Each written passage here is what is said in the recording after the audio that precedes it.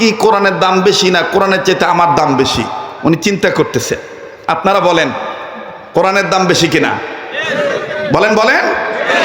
কোরআনের দাম। সুলতান মাহমুদ গজনবী ডাক দিয়ে বলতেছেন, আমার চাইতে কোরআনের দাম বেশি। এই জায়গায় কোরআন শরীফ আমি রাখতে পারবো না, এই জায়গায় আমি পা দুটি মেলে দিয়ে শুইতে পারবো না। বাবাজি কোনো দিকে কোনো নজর নেই। দেখেন তো দেখি দিলটা নরম হয় নাকি, এক ফোঁটা চোখের পানি আপনি ফলাইতে পারেন কিনা। হযরতে সুলতান মাহমুদ গজনবী রাহমাতুল্লাহি আলাইহি জগৎ বিখ্যাত একজন আল্লাহওয়ালা ছিলেন, ধনাঢ্য ব্যক্তি ছিলেন। কোরআনুল কারীমকে মানার কারণে আল্লাহ রাব্বুল আলামিন দেখেন তাকে কেমন জান্নাতি বানিয়ে দিয়েছেন। আরে ভাইজান, সুলতান মাহমুদ গজনবী রাহমাতুল্লাহি আলাইহি তিনি পা দুইটা মেললেন না, পা দুইটা আমার বন্ধুগণ গোছায় নিলেন। গোছায় নিয়ে সুলতান মাহমুদ গজনবী চিন্তা নিলেন, সিদ্ধান্ত নিলেন, চিন্তা করে দেখলেন না না এই জায়গায় কোরআন আমি রাখবো না, কোরআনটা আমি পাশের ঘরে রেখে আসি। ভাইজান এই কোরআনুল কারীমকে তিনি নিয়া বুকের সাথে লাগাইয়া তিনি যখন ঘরে স্থানান্তর করতেছেন অথবা জায়গা আমার বন্ধুগণ কোরআনের জায়গা যখন পাল্টাইতেছেন, সুলতান মাহমুদ গজনবী হাঁটি হাঁটি পা পা করে যখন পাশের ঘরে যাবে রে বাবা, কে জানি ডাক দিয়ে বলতেছেন, সুলতান রে, আসল সুলতানের কালাম তুমি জায়গায় থেকে অন্য জায়গায় নিয়ে যাচ্ছ। মিনাশ শাইতানির রাজিম বিসমিল্লাহির রহমানির রহিম ইন্নাহু লাকুরআনুন কারীম।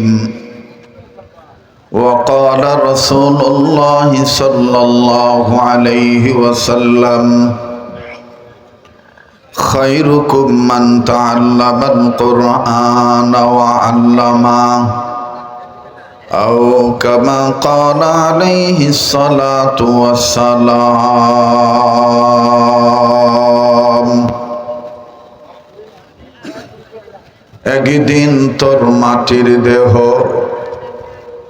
থাকবে না রে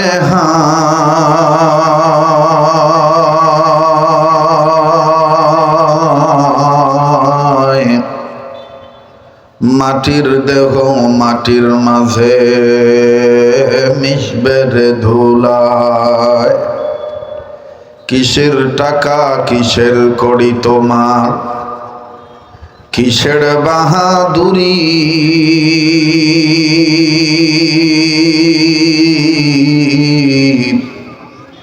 সঙ্গে তোমার কেউ যাবে না,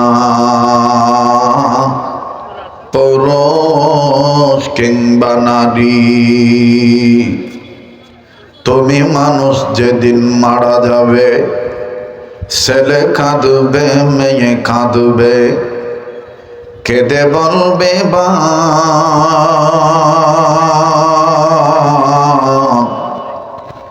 তবু মানুষ নির্দয় হয়ে দিবে রে তুলে মাটির চাপ। আসছি খালি যাব খালি, সঙ্গে নেব কি?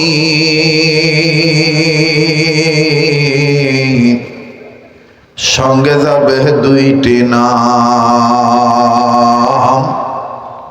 আল্লাহ আর নবী।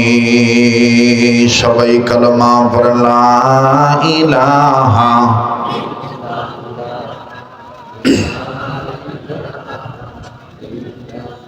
ভাইজান সবাই ঝংকার দিয়ে কালেমা পড়ে লা ইলাহা ইল্লাল্লাহ লা ইলাহা।